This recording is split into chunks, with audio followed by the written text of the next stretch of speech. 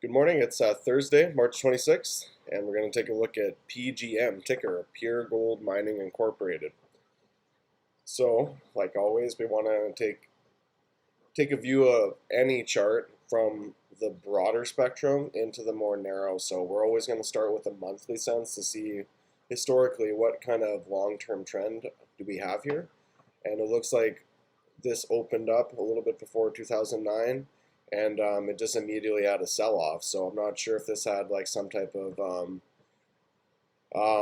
initial public offering and people bought into this and then it dumped as soon as it had its price discovery here. But gold had its bull run up until 2012, so we have this little bit of a dump. I'm not really sure exactly what the reason is. It looks it looks somewhat similar to I don't know if that just I just realized my mic wasn't turned on, so hopefully that wasn't all deleted. But anyway, yeah. So we had this a little bit of a dump off. I'm not sure if this was because there was an IPO, then people just sold off, or if there was a little bit of a downturn here. But yeah, this kind of it's interesting just to see stuff open up and start going downward. So looking at this, we'd have to say that this has an overall negative downtrend, like so, until we can break up above this point. But the good news is it's not like a consistent downtrend either. We said if we're going to draw the bottom on this, we're going to have to do something like so, like right here. And then yeah, we could see that we're working within this little bit of a triangle right there. I mean, and this is on a monthly sense, so looking at this, we could expect some type of price action within this general trend until we get out of this trend. So just going to take a look here at these other factors. I mean, the MACD here sometimes shows when the buying pressure is up high, and then when we have a lot of sell action, I mean, these curves reverse, and sometimes people really look at when these two lines cross. Sometimes it's not as specific, but it crossed right here. It was a good time to get in. Right here might have been an indication that we're having a reversal of the current trend. Anytime there's a channel, you can use those as guidelines, as trend riding kind of things. So when you draw the bottom of, let's say we draw a channel there, once we break out of this channel, it's kind of a clear turnaround to a different direction. And sometimes, well, just knowing that, that's sometimes good things just be aware of. Like you could say right there, we're somewhat in this channel until we weren't, and then we broke out of it. There's something different. So sometimes these channels are good to look at. And right here, we're somewhat in this consolidation phase here. So I do like this. I really do. This is a good place to get into places, get into assets that have good value. It's a lot more narrow of a risk to reward versus like in here when we're having price move over the place. But at this monthly time frame, even though this looks pretty small, I mean it's actually quite a bit of a percent. So looking at how much percent that is, that's 57%. So it's not as tight as if we were looking at a day-to-day chart or an hour-to-hour chart. This is like exactly what day traders dream of to look and find. So right here, instead of thinking, okay, we're breaking past this little high point, you could say that, like, look at this, it's all extended. And when I say extended, it's pumped up a lot of ways. I mean, it moved a lot in a short time frame. So you could assume that the market is tired when we have a big move here and it's tough to jump into these breakouts versus here. Let's say that it does actually break out past this line right here. We've had a nice long rest to where we could have some substantial moves to the upside potentially. So that's kind of a good thing if you're looking at, oh, okay, I'm going to buy as soon as it breaks out of a certain point in time. You have to take into perspective what was the price action leading up to this breakout point. So if it's consolidated like this or consolidated like that, it's much better to play that breakout versus, I mean, some people might have already started to play some type of breakout. Maybe they got stopped out here, but these aren't always 100%. But when you kind of set a tighter risk to reward setting, you can be profitable over a long time frame. So It's something that I've just kind of learned recently, that when you look at these extended markets right there, it's not a time to jump in necessarily. I mean, it's not a smart idea anyway, versus when it's kind of had its resting phase, it now has time to move up again. So this is just the monthly sense. We're going to zoom in on the weekly and see if this gives us a little bit more perspective. And yeah, we're jumping along here, and when it's choppy like this, it's just, well, if we zoom in, you can see there's little ups and downs with the momentum, but right here it looks like we're kind of having a little down phase, but this doesn't give us much indication what it's going to do day to day. This is more long term, and this isn't really riding these other indicators as much. So I'm just going to minimize it a little bit until it looks a little bit more relevant. And sometimes you just have to go off of what's given here. So I have a 55-day moving average right here. I mean,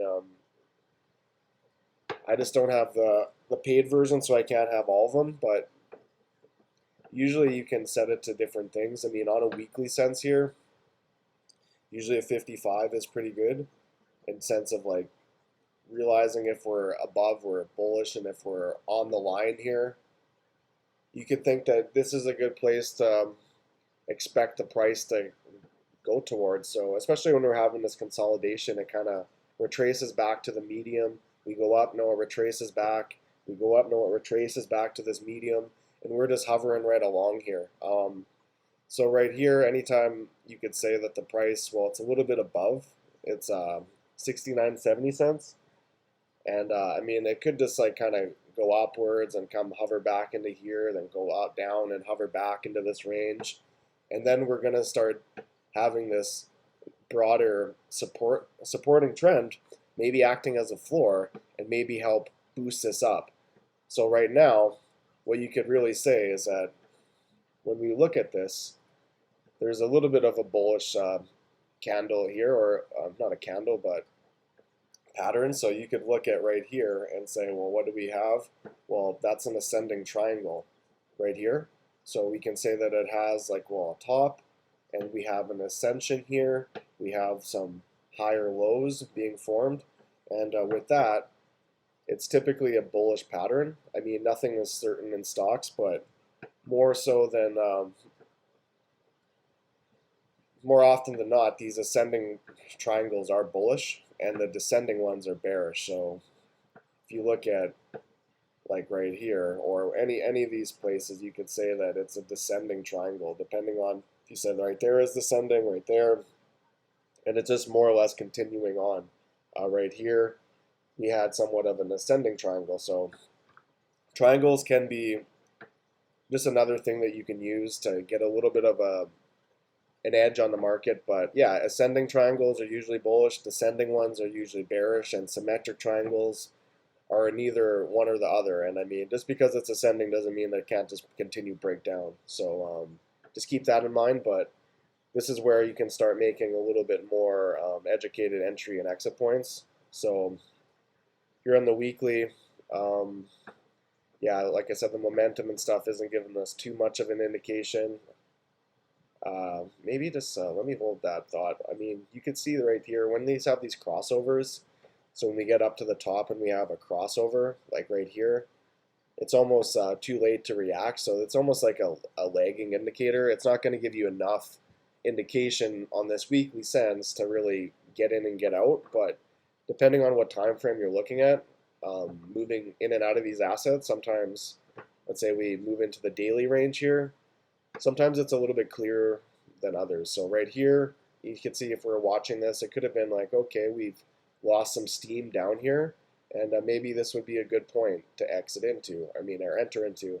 And then as, let's say we entered in here and we rose this up, well, I usually explain this as like being on top of the skyscraper. When we're up here, in terms of like the MACD, there's a lot more potential to go down, and when we're down low, there's a lot more potential to go up. Now, that's never always the case. If you always buy at these high points, it doesn't always mimic this, right? And you might just think, well, it's the same thing here. Like, why am I looking at this and looking at that? It's pretty much the same. It's not always. And sometimes when there's a differentiation between the MACD or the, let's just say, the squeeze momentum, it can give you an indication of what's to come, you know, maybe a little bit beforehand. So right here, it looks like we have a, like, you know, hypothetically a good buying little opportunity right there with this crossing over, but that's just like it can cross over, then uncross, and then recross. So when it gets muddied like this, it's not as specific, but when you can get clear trends that have clear separation between these lines, and then they cross back over, they can serve as valuable information. So this one is a little bit more clear on a daily sense, but we can see we have this moving average right here now, and we're moving towards this moving average. So this seems to be where it's liking to consolidate around this price. So if you wanted to make a play in pure gold mining, you could always try to time it for some type of lower price in here. And then when you realize that, okay, I could set a stop at anything right here. So if I enter in, let's say at 64, 63 cents and set a stop at 58 or 57, let's just say to try not to get shooken out. Maybe that has some utility. I'm just wondering why this line isn't respecting this as much. Okay, there we go. Let me just pull this back for a second.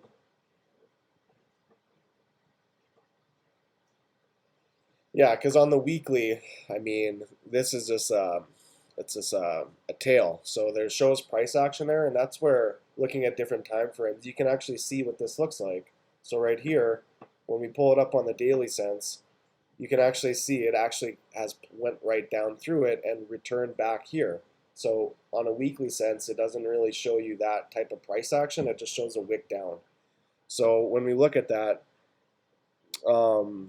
this whole wick, I mean, you could say that, well, maybe there's a lot more support, let's say around here, but you can maybe bring that up to, let's say right there, just to try to tighten the margins. But yeah, it kind of shows, this is pretty bouncy here, but if it was more of a clear V, it'd be sometimes good to look at. I mean, I guess you could always keep moving this up and say, well, right there, I like that one now, because that's a pretty big doji of uncertainty, and it moved back up. So looks like right now it's not breaking above right here. You can see the momentum, it kind of thought it was going to move up, and the curve of this sometimes can make a big difference, because when we see it flattened, we don't expect big moves. But yeah, go figure. It had a huge move there, but usually the angle of this, the steeper it is, you can almost expect, you know, it to do pretty well if it continues up here and it continues up into the green. So just like here, we had a kind of a high shift right there. So this could be looking like an okay setup to make like some type of trade into, because you have some type of long-term support, especially if this starts coming down into this level. So people that were looking at this, looking at these levels, that's just the thing. It can drop further than you think, which could shake a lot of people out. Because when we really look at that, that's a pretty big drop down here. So a 30% drop out of nowhere can definitely scare people. But yeah, it would have been good. Let's say you're watching this and we're watching the momentum and seeing it flatten out right here and then started to tick upward. Those are always times that anytime you see the momentum flatten and start ticking upward, it's not always the case. Like you can see here, it doesn't just bounce out and start flying up. It flattens out, and then it doesn't really quite have that steep inclination that we want. It doesn't even break into the positive, and yeah, you don't want to, that's not really good. You want to see these really sharp little inclines, and it doesn't always like hold true, but you can think that usually there's more potential and entering into positions down here versus up at the top here. Like this is a dangerous place to be entering in for new trades, because this is extended, it's tired. You're at the top of the cliff, you got a long way to fall down. So I like these and just thinking like, man, this isn't good times to get in on this shorter time frame. Let's be realistic of that, because when we look on this month-to-month sense, but this is, you know, like this is not, you know, there's not a lot of volatility here, right? So it always depends on the angle you're looking at. And on this monthly sense, you can see that we're right on this 55-day moving average, right where the price realistically should be. So This looks like it has relative value, or I mean, the cost isn't overpriced right now. It's not overpriced on this day-to-day sense. I mean, it's tough to do trading right now just because of how crazy it is, but in the shorter term, like it's looking okay. I mean, it's looking like there's positive momentum coming up here. Right here, we're at the bottom. We could have, who knows how high this could be. I mean, like I said, we could easily reach into these levels up here. We could have a re-challenge, or we could get denied by this moving average right there because we broke below it. We tried to re-challenge it, and we couldn't get it. So it looks like it's respecting this line quite a bit, and I'd expect the price to be around this level here, which is 68, right on the dot, man. So yeah, if you could find a level to enter in here, I think, I don't know, like it's not a horrible, let's say, setup. Looking at this 4 hour, we can see we've already had quite the nice entry or a nice pump. So here on the 4 hour, we can see a little bit quicker. You can always just zoom in and get a better perspective, or it's so valuable looking at the different time frames. So right here we can see that, yeah, we've already had a decent amount of this pump upward here, and in this sense, is it really good to enter in? Because we've had a little bit of movement here. We've ran, we've ran here a little bit, so we could be tired. We could be tired, and we could see it just flatten out right here. I'd rather see it into this position because it's going to move up or down. It looks like it moved down in this sense, but it's about to move. These kind of consolidation positions are good positions to get at because it has room to move a little bit. And yeah, you can usually set tight margins when it's flat like this. So when you enter in at these kind of prices, you just set a stop loss right at the bottom, and then you can potentially ride it up. And then you can keep moving it up. Let's say that it ends up going in price. You can move up your stop loss each time. You would have got closed out here, but sometimes when it works, you can just keep on moving your stop loss up, and then no matter when the market decides to turn around, you can exit out of there with a profit, and you can try to get as much profit as you can at the same time mitigating your potential loss. So on this sense, yeah, let's just keep on zooming it in and just kind of see what this looks like here. So on the 2 hour sense, you can see it came up, it wanted to come down, and it got, it touched here, and then we just bounced back up.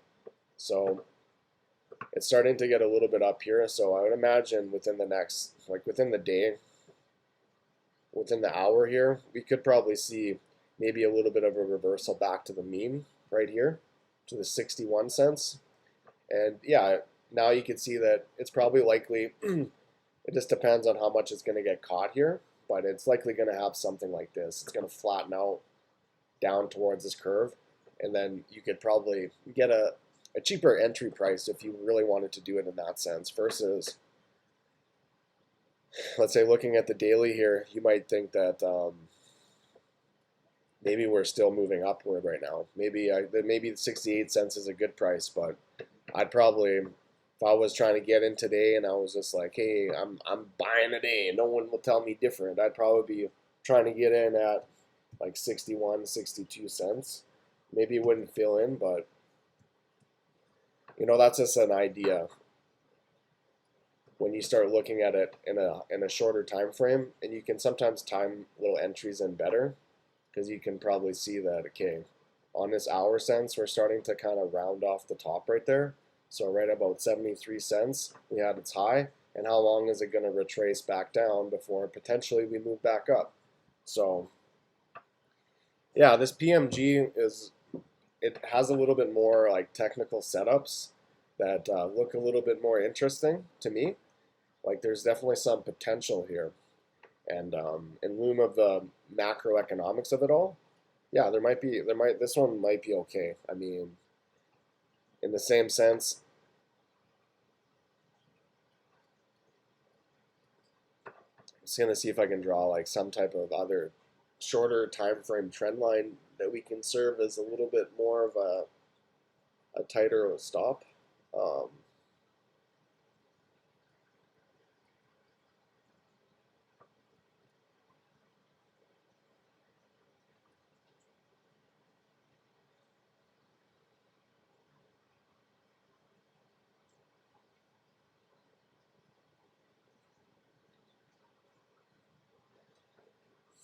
Yeah, no, I don't think I can say much more about this one here, but yeah, this is definitely going to be on my list here. I'd like to watch this and see how this actually plays out. It's going to be interesting, but yeah, I could just move within this little, if I wanted to if I wanted to play Nostradamus, it's probably going to move within here, and then it's either going to break down or break up. I mean, and that's where you can never really know. So you could enter in a position like this and then kind of have this as a stop loss. Granted, that could have a wick down, so you can see there it kind of made a lower low, which you never know what that actually means. So I'd like to see the next low here to get a confirmation that we are continually moving up. Um, so that might be something I'd be looking at to see where potentially this comes back towards, because these always work in waves. So as it comes up, where is it going to come back down? Is it going to get support somewhere here and then continue to move up? And if that's the case, I'd be a lot more happy to enter in to a position after it kind of confirms that we're not going to come back down to these levels. So I want to see a higher low in relationship, like we had one right here, but I want to see another higher low.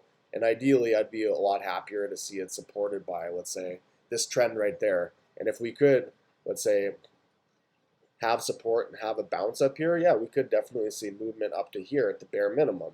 If not, yeah, well, it always depends. We could see it come up here, then bounce here, like I said, bounce through here, and then bust off, or it could exit out of this stuff early. But anyway, that's just a little bit of way to kind of think about it, and yeah, maybe you found some value towards this. So, all right, everyone. Hopefully, have a great day. All right, talk to you later.